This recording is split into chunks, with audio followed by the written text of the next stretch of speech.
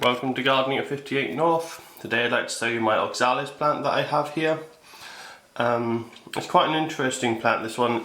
I don't actually know what kind of Oxalis it is because basically when I arrived at this flat earlier in the year I had some compost lying around, some pots from the previous tenants, and they had a lot of this growing in the pots and I didn't realise it was there, so I used the compost because I didn't have any other compost. And then this started cropping up as a weed in all my other plant pots. So I was slowly picking it out. Every time it grew up, I kept picking it out. That's only weakened it, it hasn't got rid of it. And also on some of my other plants, I've had cacti and money plants with this growing in the compost. And I purposely not watered them for about 3 or 4 months during the winter to try and kill this.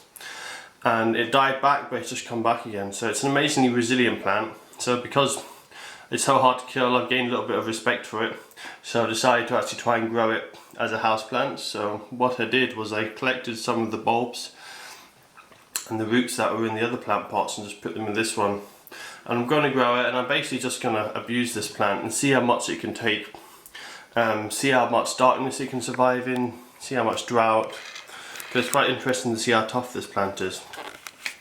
As I said, it's a type of Oxalis.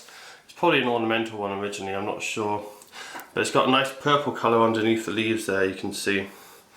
Now if you've got a purple colour underneath the leaf of a plant, what that says is it actually grows in the wild, it grows underneath other plants on the forest floor, because when a plant grows in a forest, most of the light it gets has already gone through other leaves, and so those leaves are taking out that wavelength of light which is the best for plants, and so the only wavelength left is the one that the pink pigment picks up the best.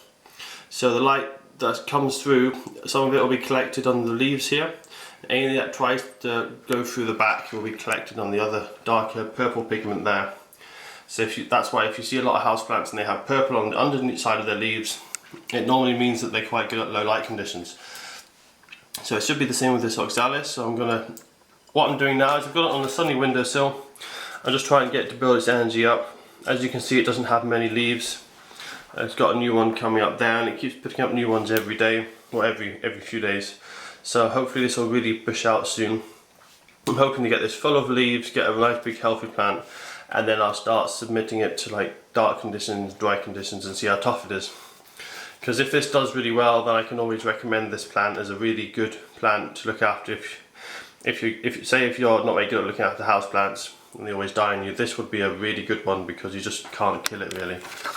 I'm not sure if I've got any bulbs here that I can show you, but basically it uses its bulbs to go dormant.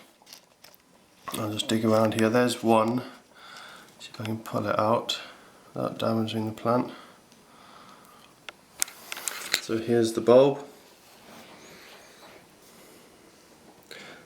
You can see they're quite small, and as the main plant grows it will produce lots of these little bulbs, so they're very easy to store. You can just store them dry. I don't know how long yet, haven't tried it out, but that's why they can survive drought. As soon as there's any drought, the leaves die off, the roots die off, and they produce these little bulbs which can survive really dry conditions, and that's why this Oxalis has done so well. So as I said, I'll keep an eye on this one. I'll give you guys an update when it's got bigger. But it's also quite a nice little interesting plant, and if it's like some of the other Oxalis, I'm hoping it should have nice little pink flowers later on in the year. So that's my Oxalis plant.